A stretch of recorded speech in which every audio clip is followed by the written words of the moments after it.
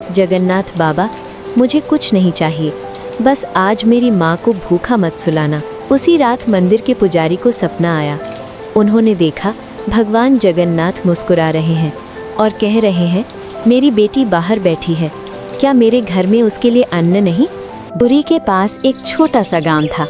न बड़ा मंदिर, न रोशनी, न शोर, बस मिट्टी के घर और उनके बीच एक छोटी लड़की, गुड़िया।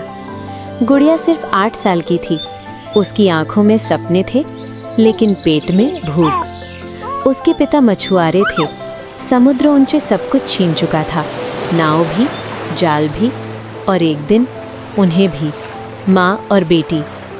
अब गुड़िया और उसकी माँ दूसरों के घर काम करके जीवन काट रही थी।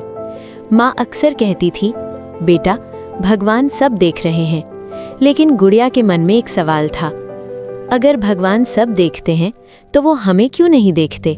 बारिश वाली रात। एक दिन तेज बारिश हो रही थी। माँ बीमार थी। घर में चूल्हा नहीं जला था। गुड़िया बाहर निकली और नंगे पांव मिट्टी में चलती हुई पूरी मंदिर की तरफ बढ़ गई। रात थी, मंदिर बंद था। छोटी सी प्रार्थना। गुड़िया ने मंदिर के दरवाजे के बाहर बैठकर कहा, जगन्नाथ बाबा, मुझे कुछ नहीं चाहिए, बस आज मेरी माँ को भूखा मत सुलाना। उसकी आवाज़ कांप रही थी, आंसू गिर रहे थे। मंदिर के अंदर। उसी रात मंदिर के पुजारी को सपना आया। उन्होंने देखा भगवान जगन्नाथ मुस्कुरा रहे हैं और कह रहे हैं, मेरी बेटी बाहर बैठी है, क्या मेरे घर में उसके लिए अन्न नहीं? दरवाज़ा खुला। पुजारी घबरा कर उठे। मंदिर का दरवाज़ा खोला। बाहर वही छोटी लड़की, भीगी हुई, ठिठुरती हुई। पुजारी ने पूछा, बेटी, तुम यहाँ? गुड़िया ने बस इतना कहा, बाबा से मिलने आई हूँ। चमत्कार। पुजारी उसे अंदर ले गए, महाप्रसाद दिया। लेकिन जैसे ही गुड़िया ने पहला कौर खाया, मंदिर के घंटे अपने आप बजने लगे। दीपक तेज जल उठे।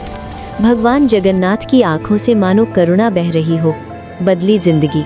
अगले दिन गांव वालों ने देखा गुड़िया की माँ पूरी तरह ठीक थी। एक सेठ ने उन्हें काम दिया। धीरे धीरे घर बना, इज्जत मिली, जीवन बदला। आखिरी दृश्य। सालों बाद गुड़िया बड़ी हुई, लेकिन हर साल वो पूरी जाती और मंदिर के बाहर बैठकर कहती, जगन्नाथ बाबा, आज किसी और बच्चे की सुन लेना। अंतिम पंक्तियाँ। भगवान जगन्नाथ राजाओं के नहीं, भूखे बच्चों के भगवान हैं। अगर दिल सच्चा हो तो भगवान दरवाजे के बाहर भी मिल जाते हैं। क्या आप जानते हैं भगवान जगन्नाथ को समुद्र से श्री कृष्ण का दिल कैसे मिला और आज वो कहाँ है? बहुत समय पहले द्वापर युग में भगवान श्री कृष्ण धरती पर अवतार लिए हुए थे। उनकी लीलाएं, ज्ञान और भक्तों के प्रति प्रेम से पूरा संसार आलोकित था। लेकिन जैसे सभी युगों का अंत होता है, वैसा ही इस युग का भी अंत निकट आ रहा था। एक दिन भगवान शिव के आदेश से कथा पूर्ण होनी थी। कृष्ण जैसे ही एक शांत वन में विश्राम कर रहे थे, उसी समय वहां एक शिकारी झरह आया। उसने कृष्ण के पैरों को हिरण की कान समझ लिया और बाण चला दिया। बाण लगते ही कृष्ण की दिव्य देह का अंत हो गया। ये घटना द्वापर युग के समाप्त होने की चेतना थी। जब अर्जुन ने क्रंदन के साथ कृष्ण का अंतिम संस्कार किया, तो दिव्य चमत्कार हुआ। श्री कृष्ण का हृदय पूर्ण रूप से नहीं जला। शव के अन्य हिस्से भस्म हो गए, परंतु हृदय अक्षुण्य बना रहा। कथा कहती है कि उस हृदय की ऊर्जा इतनी प्रबल थी कि वो आग में भी नष्ट नहीं हुई। अर्जुन ने उस हृदय को लौकिक कर्म के अनुसार एक लकड़ी के तख्ते पर रखकर नदी में बहा दिया। हृदय लकड़ी के उस तख्ते में सुरक्षित रूप से बंधा हुआ था और वो धीरे धीरे समुद्र की ओर बहता चला गया। समुद्र की लहरें उसे पुरी, उड़ीसा के किनारे तक ले आईं। समुद्र के किनारे एक आदिवासी बिस्वा बसु रहता था, जो उसी क्षेत्र में निवास करता था।